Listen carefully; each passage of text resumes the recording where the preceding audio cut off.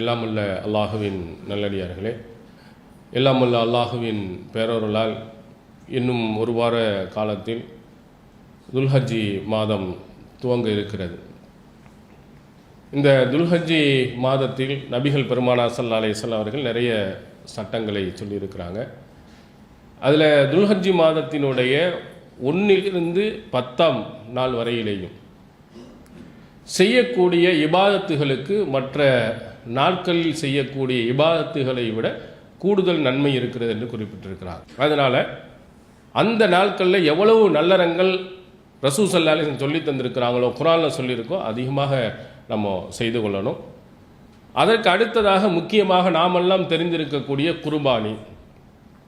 இந்த குர்பானி கொடுக்கக்கூடிய விஷயத்திலையும் அல்லாஹ்வின் தூதர் அவர்கள் வழிகாட்டியிருக்கிறார்.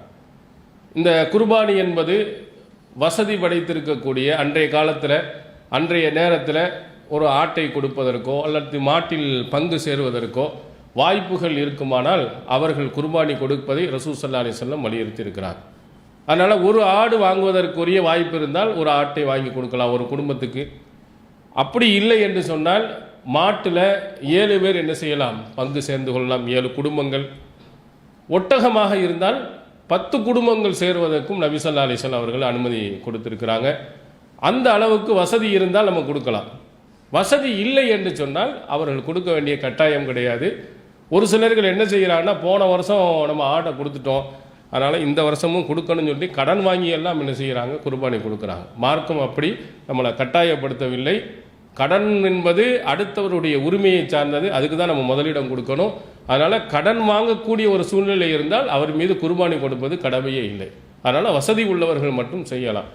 அப்போ அந்த அளவுக்கு ஒரு ஒரு ஆட்டை கொடுப்பதற்கோ அல்லது ஒரு பங்கிலே சேருவதற்கோ வாய்ப்பு இருந்தால் அவர்கள் பேண வேண்டிய ஒரு விஷயத்தை ரசூல் ஸல்லல்லாஹு அலைஹி வஸல்லம் சொல்லியிருக்காங்க. சஹீஹ் முஸ்லிமில் இடம்பெறுகிறது, இதா ராய்த்தும் ஹிலால தில் ஹிஜ்ஜா, துல்ஹஜ்ஜி மாதத்தினுடைய பிறையை நீங்கள் பார்த்தீர்கள் என்று சொன்னார்.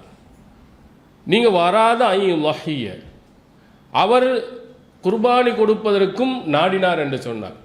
துல்ஹஜ்ஜி பிறையும் பார்த்தாச்சு, குர்பானி கொடுக்கணும், அதற்குரிய வசதி வாய்ப்புகளும் இருக்குமானால் வலா யஹுதன்ன ஷஅரன் வலா யக்லிமன்ன லுஃப்ரன், அவர் முடிகளையும் வெட்ட வேண்டாம், நகங்களையும் வெட்ட வேண்டாம் அப்படின்னு நபி ஸல்லல்லாஹு அலைஹி வஸல்லம் அவர்கள் சொல்லியிருக்கிறார். அதனால் யாராவது குர்பானி கொடுக்க நீங்கள் நாடினீர்கள் என்று சொன்னால் துல்ஹஜ்ஜி முதல் பிறையில் இருந்து குர்பானி கொடுக்கின்ற வரையிலையும் 10 நாள் கொடுத்தா 10 நாள் வரை, 12க்கு கொடுத்தா 12 வரை, எப்போ நீங்கள் குர்பானி கொடுக்குறீங்களோ அது வரையிலையும் நகங்களையும் முடிகளையும் என்ன செய்யக்கூடாது, வெட்டக்கூடாது.